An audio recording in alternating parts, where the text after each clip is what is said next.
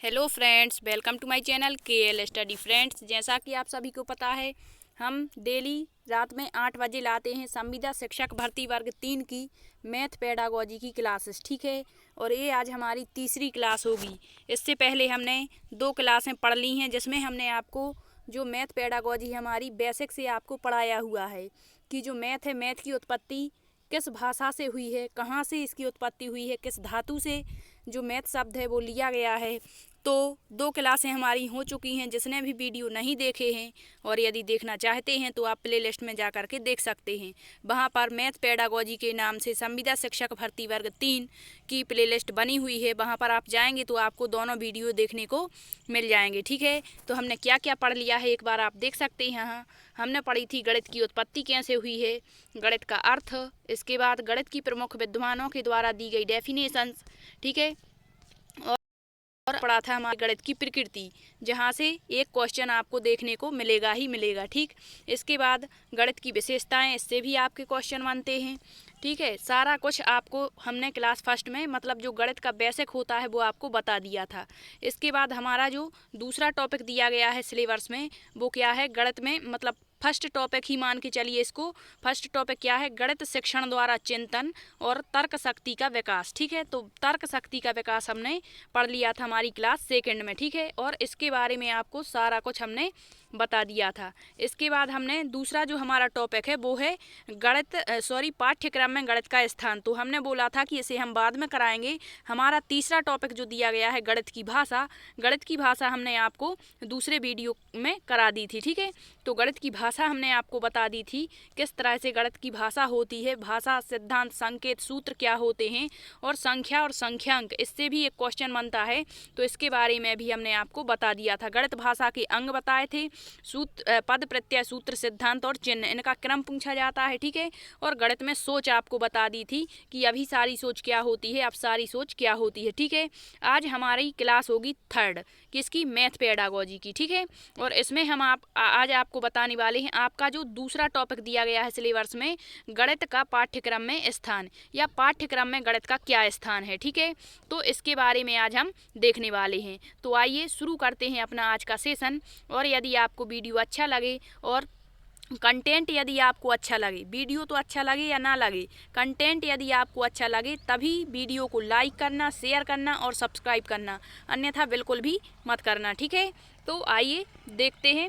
दिया है पाठ्यक्रम में गणित का स्थान, ये आपका टॉपिक दिया गया है। ठीक है, तो गणित का क्या स्थान है, तो दिया है कि किसी भी विषय का शिक्षा में स्थान इस बात पर निर्भर करता है कि वह व्यवसाय शिक्षा के उद्देश्यों को पूरा करने में कितना सहायक है।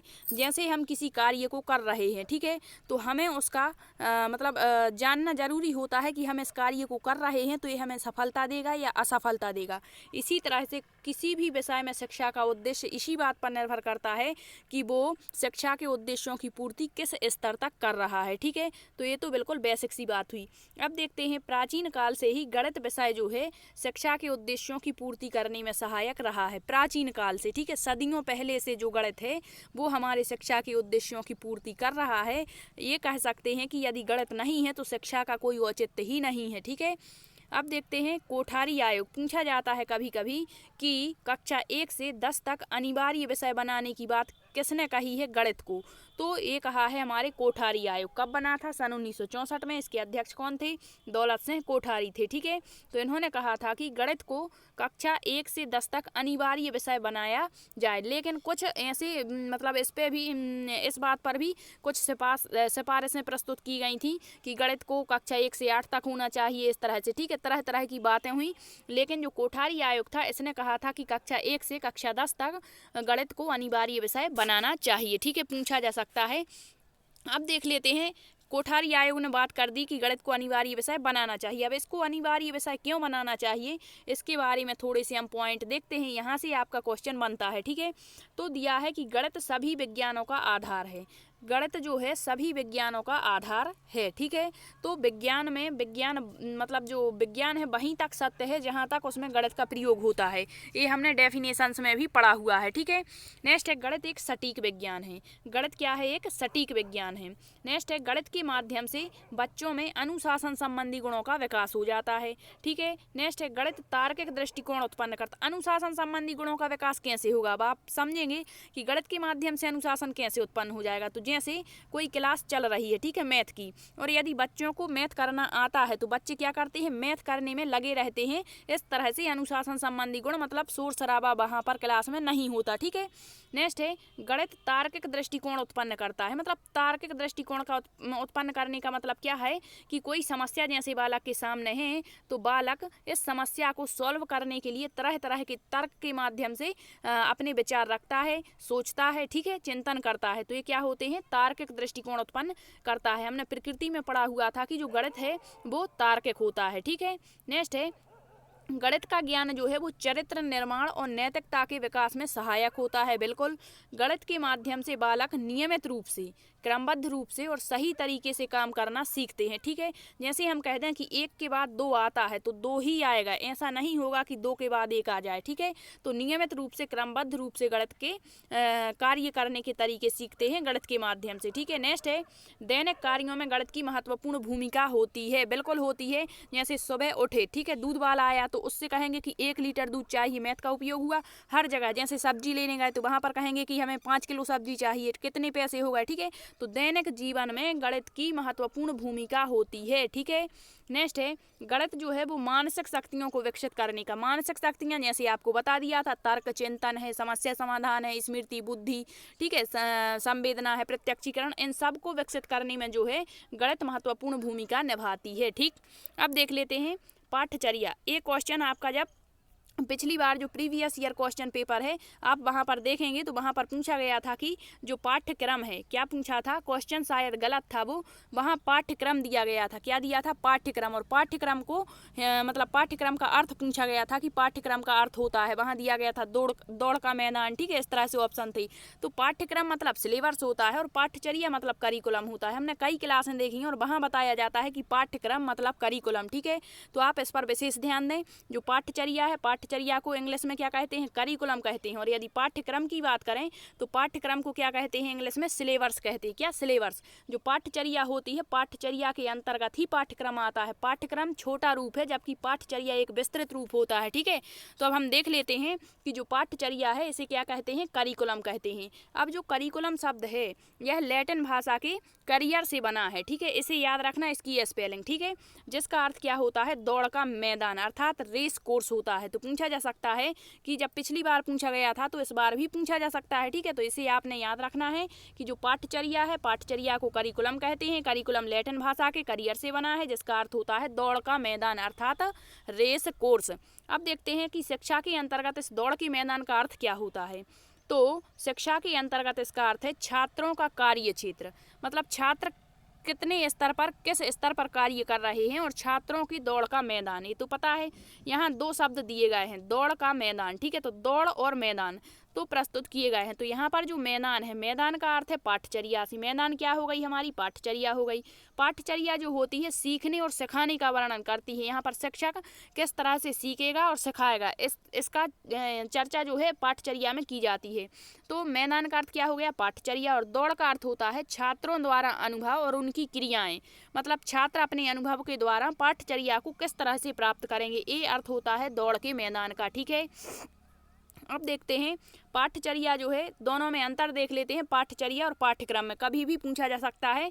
तो पाठचर्या यानी करिकुलम का क्षेत्र व्यापक होता है और पाठचर्या के अंतर्गत ही पाठ्यक्रम आता है। मतलब जो विस्तृत क्षेत्र है वो पाठचर्या का है, जबकि जो पाठ्यक्रम है पाठ्यक्रम का सीमित क्षेत्र होता है। ठीक है, पाठचर्या बालक के सामाजिक जीवन से संबंधित होती है, जबकि पाठ्यक्रम पढ़ने का ही आधार होता है। मतलब पढ़ने पर ही जोर दिया जाता है, जबकि जो पाठचर्या है इसमें बालक के समग्र विकास होता है, संपूर्ण पक्षों को ध्यान में रखा जाता है, चाहे वो शारीरिक पक्ष हो, मानसिक पक्ष हो, भाषाई पक्ष हो, संवेगात्मक पक्ष हो, संज्ञानात्मक पक्ष हो, सबका ध्यान पाठचर्या में रखा जाता है। लेकिन पाठ्यक्रम में केवल पढ़ने पर ही जोर दिया जाता है। ठीक है, पाठ्यचर्या में बालक का समग्र, अभी बता दिया, समग्र संपूर्ण विकास होता है सतत रूप से, ठीक है। जबकि पाठ्यक्रम में केवल बौद्धिक पक्ष अर्थात मानसिक पक्ष का, और मानसिक पक्ष में क्या आ जाता है, हमारी बुद्धि आ जाएगी, स्मृति, ठीक है।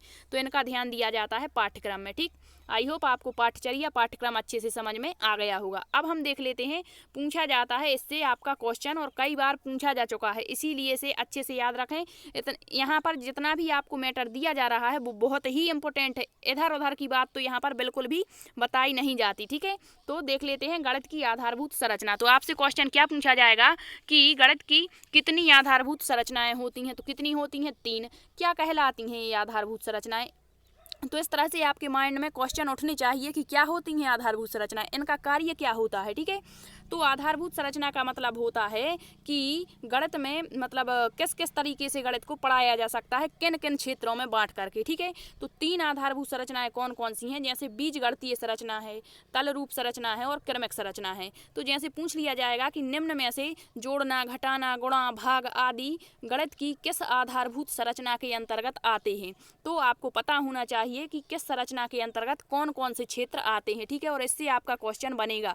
तो दिया है बीजगणितीय संरचना। बीजगणितीय संरचना में क्या आता है, तो इसके अंतर्गत जोड़, घटाव, गुणा और भाग व सामान्यीकरण की क्रियाएं आती हैं, ठीक है।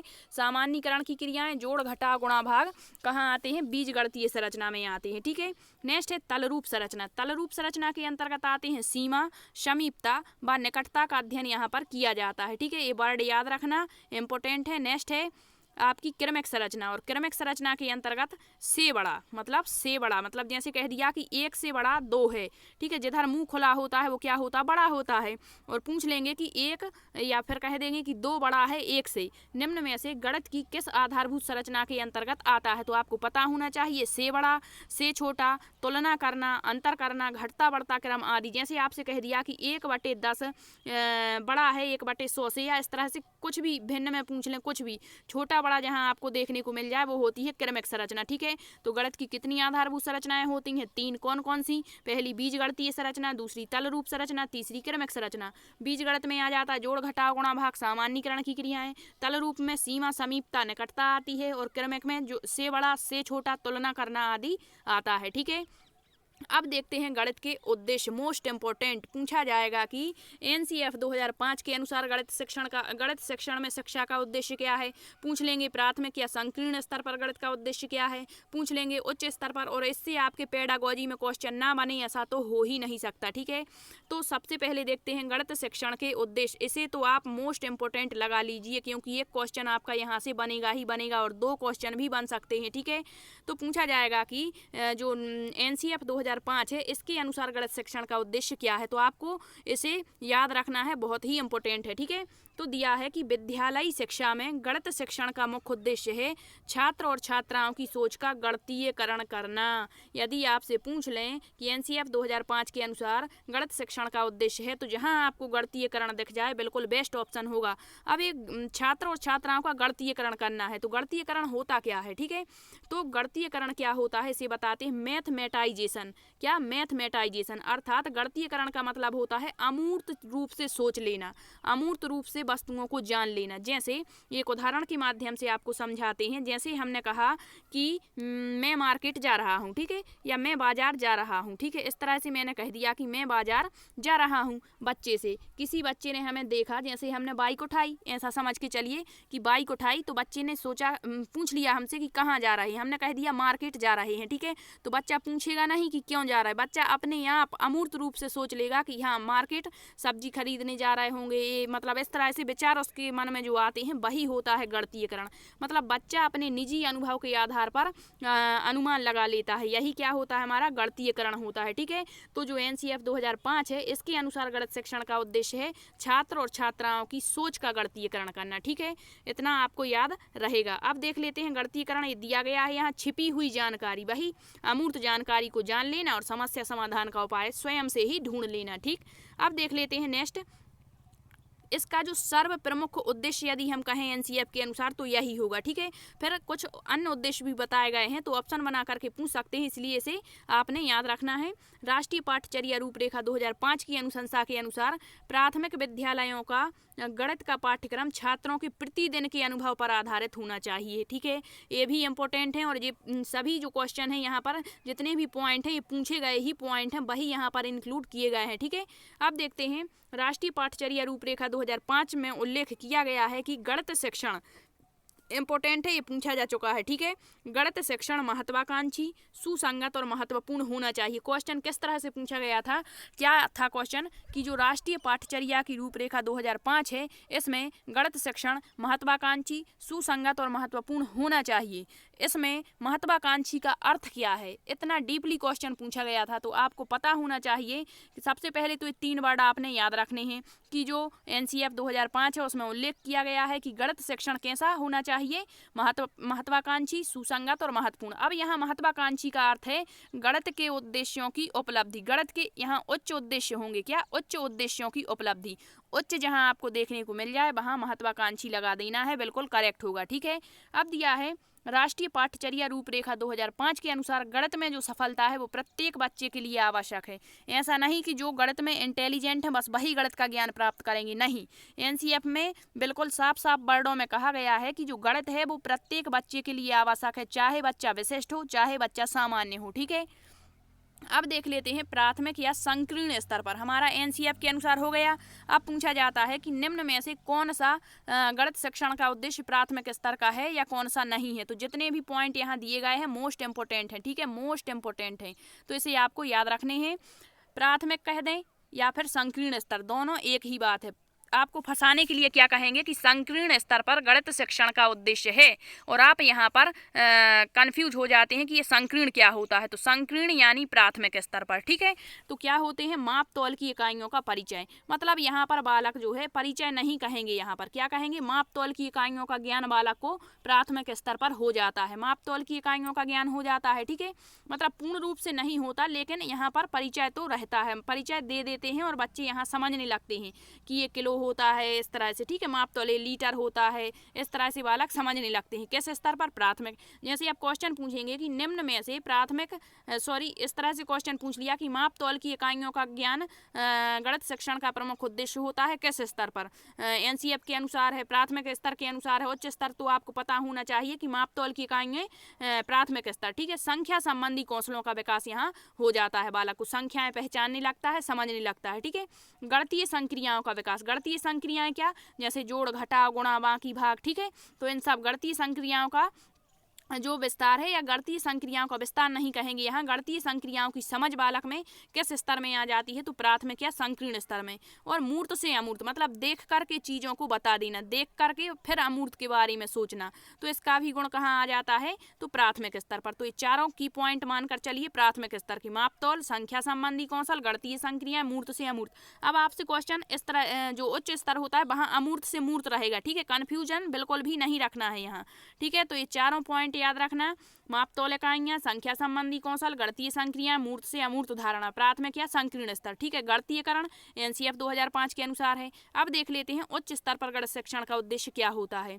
तो पूछा जाएगा निम्न में से परिकलन संबंधी कौशलों का विकास बालक किस स्तर में हो जाता है, तो उच्च स्तर पर। ठीक है, तो उच्च स्तर में कौन कौन सी परिकलन संबंधी कौशल, अब क्या होते हैं परिकलन संबंधी कौशल, तो बालक में विश्लेषणात्मक योग्यता आ जाती है। विश्लेषणात्मक योग्यता का मतलब क्या होता है, तोड़ना, मतलब किसी चीज को तोड़ कर, मतलब छोटे छोटे हिस्सों में बांट करके उसका अध्ययन करना। ठीक है, इसका गुण किस स्तर पर आ जाता है बालक में, तो उच्च स्तर पर। ठीक है, नेक्स्ट है अमूर्त से मूर्त, मतलब बालक जो चीज उसके सामने नहीं है उसको लेकर के मूर्त रूप में बदल सकता है यहाँ पर। ठीक है, किस उच्च स्तर में, जबकि मूर्त से अमूर्त कहाँ था हमारा, प्राथमिक स्तर पर।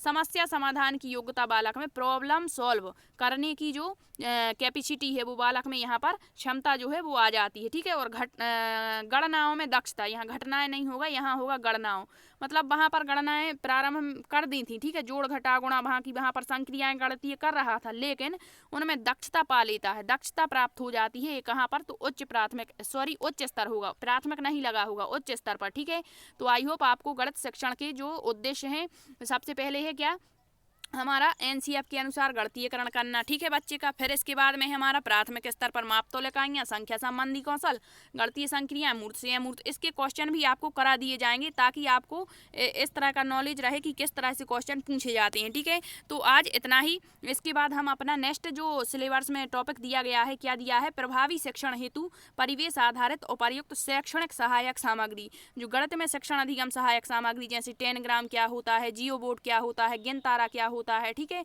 ये सारी जानकारी आपको नेक्स्ट वीडियो में आपको दे दी जाएगी, ठीक है।